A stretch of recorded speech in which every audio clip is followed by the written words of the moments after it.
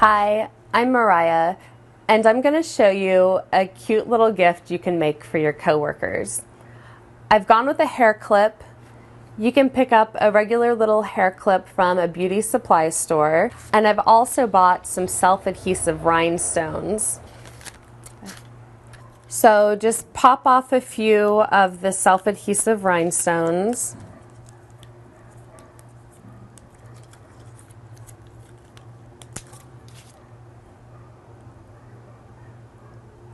And apply them onto your clip.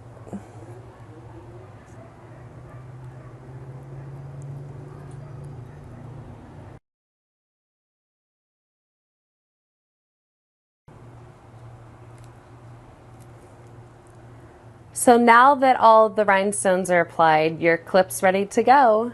This is how to make a neat little gift for your coworkers. Thank you for watching.